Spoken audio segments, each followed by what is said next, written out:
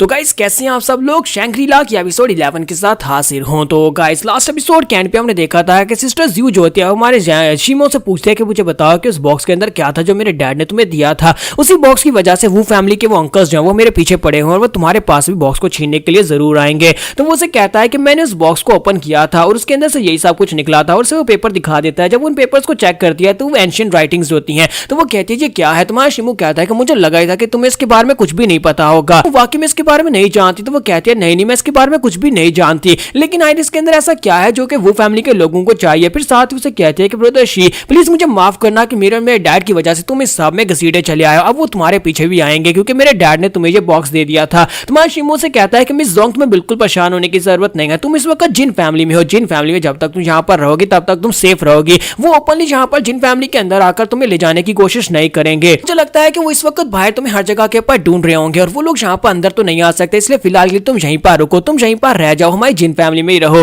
तो वो कहती है मैं यहाँ पर कैसे रह सकती हूँ। तुम्हारा शीमो से कहता है कि नहीं तुम यहाँ पर रह सकती हो, तुम्हें बिल्कुल परेशान होने की जरूरत नहीं है। मुझे लगता है कि तुम्हें यहाँ पर भूख लगी होगी, मैं तुम्हारे लिए खाने का बंदोबस्त करवाता हूँ। और यहीं पर से नेक्स्ट सीन जो होता है वो फैमिली का दिखाया जाता है जहाँ पर वूजुन को दिखाता है कि वो चिल्ला चिल्लाकर वाइफ कह रहा होता है कि मेरी वाइफ मेरी जानू कहाँ पर चली गई। वहीं पर वुहुआ को दिखाता है कि वुहुआ कहता है कि मुझे लगता है कि वो यहाँ पर से इसे बेवकूफ बनाकर चली गई। और साइड के ऊपर से दोनों गार्ड्स होते हैं अंदर आते हैं और उनसे कहते हैं कि मास्टर हम लोग इन्फॉर्मेशन लेकर आए हैं। तो मास्टर उनसे कहता है कि बताओ कि वो लड़की कहां पर है, तुम लोग उसे पकड़कर क्यों नहीं लाए। तो उनमें से एक उसे कहता है कि सर वो लड़की जिन फैमिली के अंदर चली गई है, हम लोग जिन फैमिली के अंदर नहीं जा पाए। अगर आपके ऑर्डर्स हो तो हम लोग सोल्जर्स को लेकर वहां पर जाते हैं, लेकिन इससे पहले ही मास्टर जो थर्ड मास्टर होते हैं वो अपने पास से नाइफ निकालते हैं और उसके ऊपर अटैक करके उस लड़की को मार डालते हैं। तो थर्ड अंकल यहाँ पर सबसे ज्यादा गुस्से में होते हैं क्योंकि उनका बेटा जो था उसकी वाइफ अभी भी यहाँ पर उसके पास से भागकर चली गई है। तो हुआ उसे कहता है कि मुझे लगता है कि अंकल आपको शांत होने की जरूरत है। यहाँ पर जिन फैमिली के अंदर डायरेक्टली घुसकर उनके ऊपर अटैक तो नहीं कर सकते, लेकिन मेरे पास एक बहुत ही अच्छा आइडिया है जिसकी मदद से हम लोग यहाँ पर उस लड़की को वहां पर से निकाल सकते हैं, क्योंकि अब वो लड़की हमारे लिए बेकार और साथ ही उस लड़के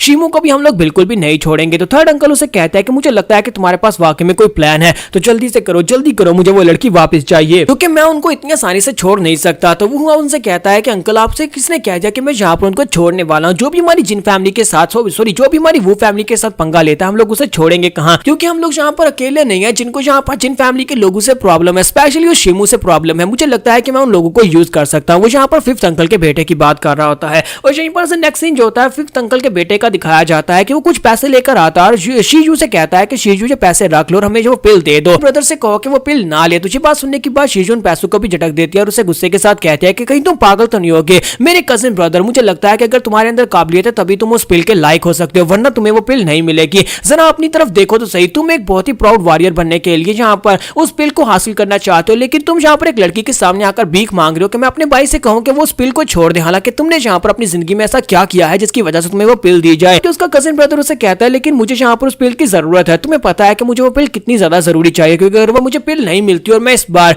काइजुआन मास्टर स्कूल में एक एडमिशन नहीं ले पाता तो मेरे डैड मुझे मार डालेंगे। तो वो उसे कहती है कि मुझे इस बात से फर्क नहीं पड़ता कि तुम्हारे डैड तुम्हें मार डालते हैं या फिर नहीं, लेकिन अगर तुम वाकई में अपने आप को यहाँ पर साबित करना चाहते हो तो बहुत ही जल्दी यहाँ पर 4 मार्शल क्लब की आपस में कंपटीशन होने वाली है। उस कंपटीशन में हिस्सा लेकर अपने आप को साबित करके दिखाओ। हो सकता है कि फिर यहाँ पर मैं इस बारे में बात करूं और शीमू से कहूं कि वो पिल तुम्हें दे दे। कि उसका कजिन उसे कहता है कि मैं यहाँ पर उनमें से किसी एक को भी हराने के काबिल नहीं हूं क्योंकि मैं बहुत ज्यादा कमजोर हूं। इसी के साथ ही शीजू वहां पर से चली जाती है और कहती है इसका मतलब यह है कि तुम बहुत ज्यादा कमजोर हो, तुम पिल के लायक नहीं हो। उसके वहां पर से चले जाने के बाद यहीं पर वुहुआ को दिखाते हैं कि वहीं पर खड़ा होकर उनकी बातें सुन रहा होता है। तो वो उसे कहता है कि मुझे लगता है कि यहाँ पर तुम्हारी दाल इस तरह से बिल्कुल भी नहीं गलने वाली। तो वो उसे कहता है कि तुम यहाँ पर क्या कर रहे हो। तो वो उसे कहता है कि मुझे लगता है कि मैं तुम्हारी मदद कर सकता हूँ, तुम्हें बदले में बस मेरा एक काम करना होगा और उसके बदले में तुम्हें यहाँ पर वो पिल मिल जाएगी जो पिल तुम हासिल करना चाहते हो। यहीं पर से नेक्स्ट सीन जो होता है हमारे शीमू का दिखाया जाता है कि हमारा शीमू जो होता है अपने चेहरे के ऊपर मास्क लगाता है और फियर फिस्ट बनकर वहां पर उस इन्विटेशन का जवाब देने के लिए चला जाता है, क्योंकि दिन के 2 बजे का उसे नोटिस मिला होता है कि 2 बजे यहाँ पर उसको चैलेंज दिया गया है। वो जल्दी से भागता हुआ उस क्लब के अंदर पहुंच जाता है, ल्यूफेंग क्लब के अंदर पहुंचता है जहां पर वेंग टियान ने पहले उन लोगों को बहुत ही बुरी तरह से पीट दिया होता है। उसके दोनों ब्रदर्स यानी कि ली फेंग और साथ में गाओ जॉन वो दोनों बुरी तरह से वहां पर मार खा के पड़े होते हैं और बाकी के सभी क्लब मेंबर्स भी ग्राउंड के ऊपर गिरे पड़े होते हैं।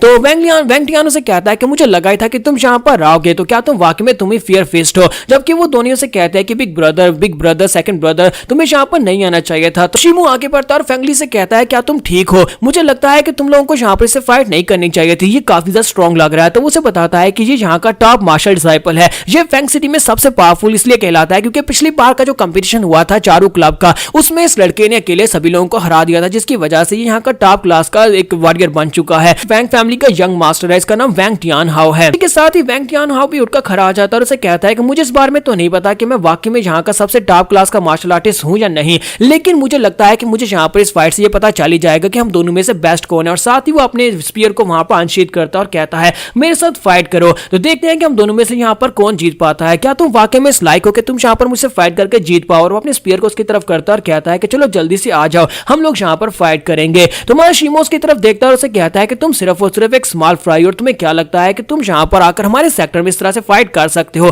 तो हमारा शीमो यहाँ पर करेक्टर की बात कर रहा था, क्योंकि वो इस वक्त इस क्लब की तरफ से बात कर रहा है। जब किसी के साथ ही फैंगली भी वहां पर बात करना शुरू कर देता है और उसे कहता है कि वैंग टियानहाओ तुम इतना ज्यादा लो लेवल कैसे हो सकते हो कि तुम शुई गैंग के लिए उनकी तरफ से यहाँ पर हमसे फाइट करने के लिए चले आए। आज तुम्हारा शुई गैंग के साथ इतना कौन सा गहरा ताल्लुक है कि तुम उनके लिए यहाँ पर हमसे बदला लेने के लिए चले आए हो। तो जब वो यहाँ पर ये वाली बात करता है, इसी के साथ ही वैंग टियानहाओ अपने बाले को उसकी तरफ फेंक देता है और उसे कहता है कि तुम अपनी बकवास बंद करो, मैं यहाँ पर मेन कैरेक्टर से फाइट करने के लिए आया हूँ, साइड कैरेक्टर्स अपना मुंह बंद रखें। तो बाला जैसे उड़ता हुआ उसके करीब पहुंचता है, इसी के साथ ही हमारा शीमो वहां पर बीच में आ जाता है और उसके बाले को पंच मारता है, जिससे उसका बाला उड़ता हुआ वापस वैंग टियान की तरफ जाता है। वैंग टियान फिर से अपने बाले को कैच कर लेता है और उसे कहता है तुम्हारी फिस्ट तो वाकई में काफी ज्यादा स्ट्रॉन्ग निकली, मैंने तुम्हारी फिस्ट के बारे में सुना है, लेकिन फिलहाल के लिए इन सभी कचरों को साइड के ऊपर करो और मुझसे फाइट करो। मैं तुमसे 1-on-1 फाइट करना चाहता हूं। क्या तुम यहाँ पर मुझसे फाइट करोगे भी या नहीं, या फिर इसी तरह यहाँ पर इन लोगों को मरता हुआ देखने वाले हो। इसी के साथ ही वैंग टियानहाओ उसके ऊपर अटैक करने के लिए आगे बढ़ता है और कहता है कि तुम्हारी स्ट्रेंथ मुझे काफी ज्यादा अच्छी लग रही है और मैं इसमें काफी ज्यादा इंटरेस्टेड भी हूँ।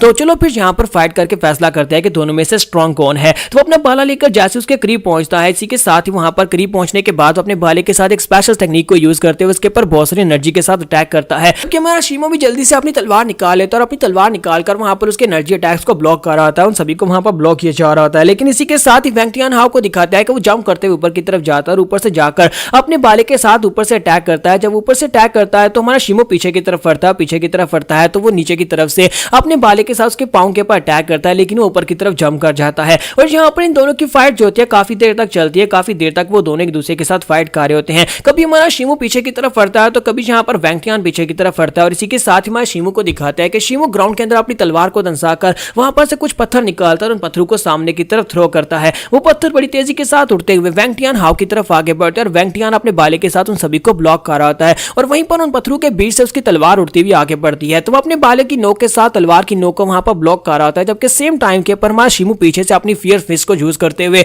अपनी जो तलवार होती है उसके हैंडल के ऊपर पीछे से पंच मारता है, जिसकी वजह से उसके ऊपर बहुत ज्यादा जोर पड़ता है। जब वहां पर उसके ऊपर बहुत ज्यादा जोर पड़ता है तो उसकी पंच की पावर इतनी ज्यादा होती है कि उसकी तलवार भी टूट जाती है और साथ ही वहां पर वैंग टियानहाओ का बाला भी टुकड़े टुकड़े हो जाता है। तो उसके टूटने के साथ ही वैंग टियानहाओ उड़ता हुआ काफी दूर पीछे जाकर गिरने लगता है, लेकिन वो अपने आप को संभाल लेता है। जब वो वहां पर संभल कर सामने की तरफ देखता है, इसी के साथ ही हमारा शीमो से पंच मारने के लिए उसके करीब पहुंच जाता है और जैसे ही वो उसे पंच मारने लगता है वैंग टियानहाओ से कहता है कि रुक जाओ, हम इस फाइट को यहीं पर रोकना होगा। मैं यहाँ पर तुम लोगों को जितना भी नुकसान पहुंचा उस सबकी भरपाई करने को तैयार हूं, मैं तुम्हें पैसे दूंगा। ये बात सुनने के बाद हमारा शीमो काफी ज्यादा हैरान हो जाता है और यहाँ पर हम लोग अपने एपिसोड 11 का एंड करेंगे। नेक्स्ट एपिसोड में देखेंगे कि वैंग टियानहाओ ने इतनी आसानी से यहाँ पर हार क्यों मान ली। तो एपिसोड की एक्सप्लेनेशन अच्छी लगी हो तो कमेंट करके जरूर बताइएगा, वीडियो को लाइक करना मत भूलिएगा। Thank you.